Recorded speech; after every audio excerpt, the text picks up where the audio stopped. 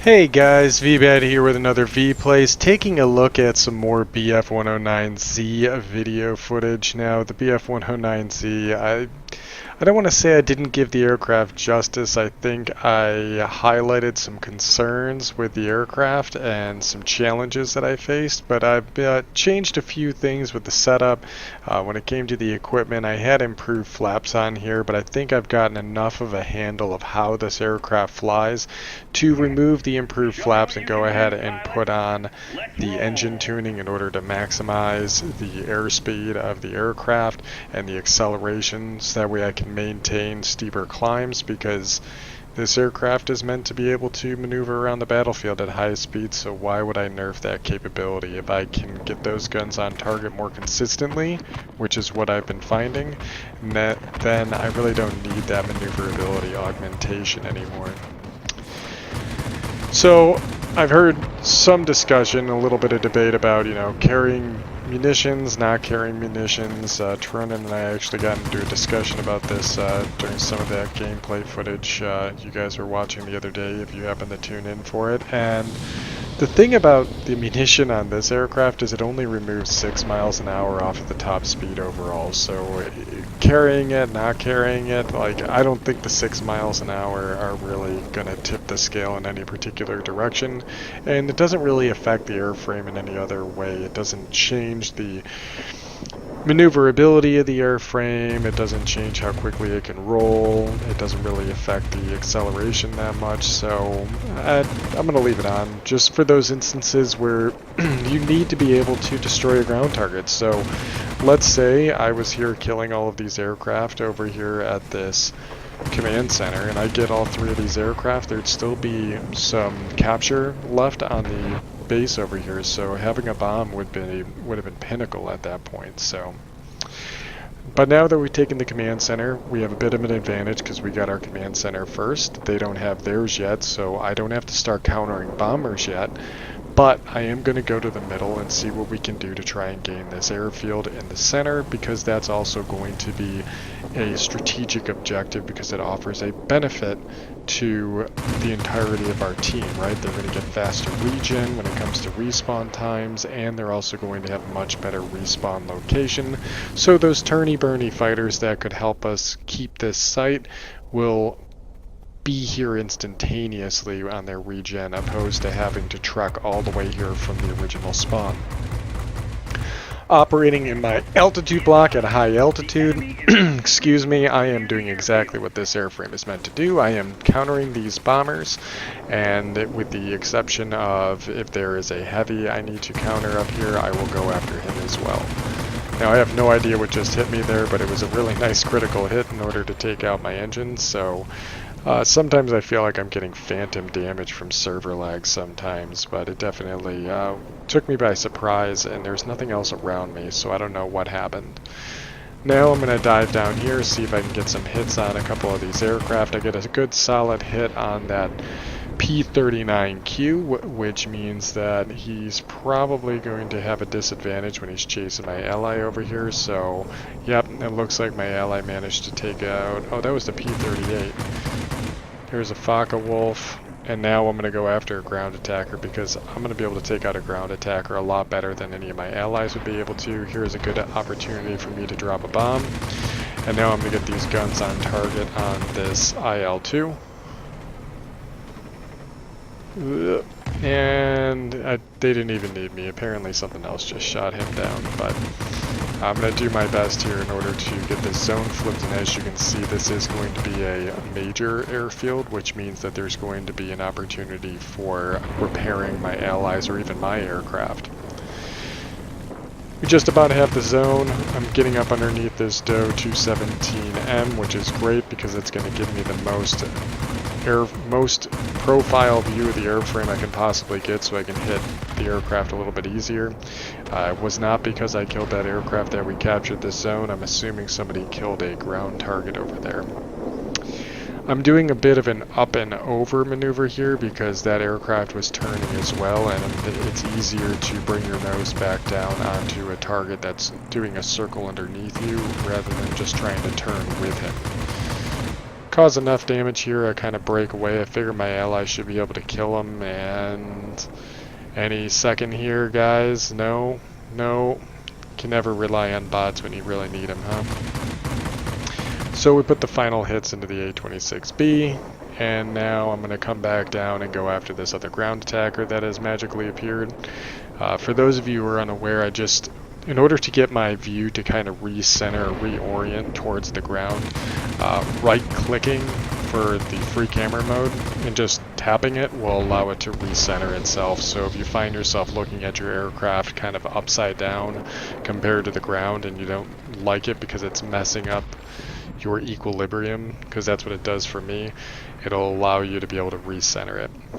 Since I'm already down here and I was going after that ground attacker, which yet again I wasn't the one who actually killed him, I am going to get a regen real quick, but now they have finally gotten their command center. It took them this long to get that, and now I'm going to counter the bomber that's here right now, since I feel like I've got enough time to do this.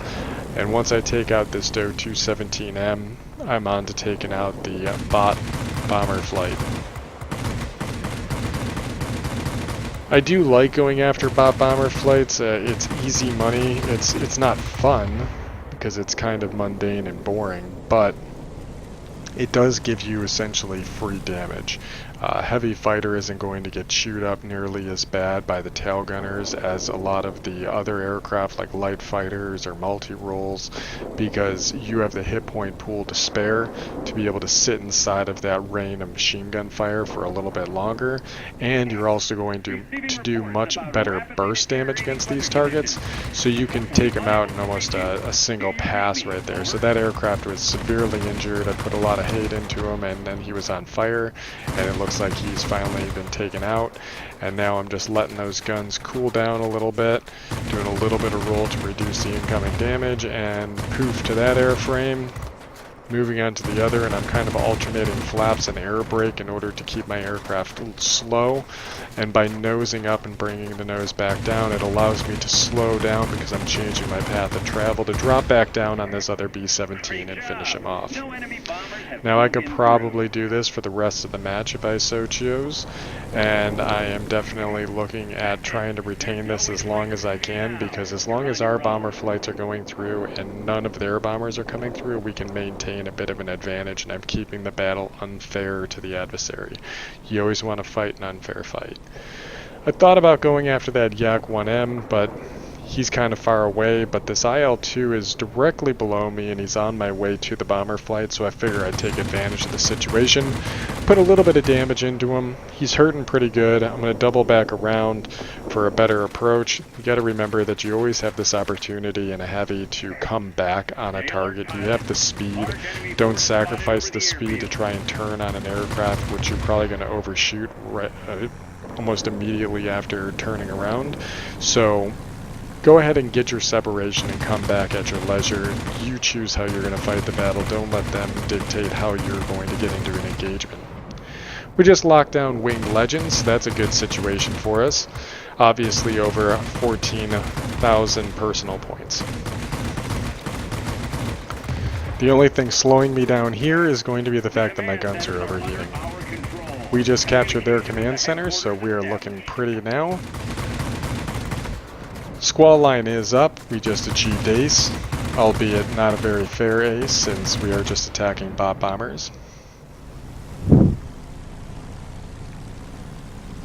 Make our way over to the middle to see what we can do about these two bombers. Once we take these aircraft out, the offensive capability is going to be relatively limited. We already took out the IL-2 ground attacker, and here's the bombers, and they no longer have a command center, so I'm really just racing the clock to get some extra kills in here.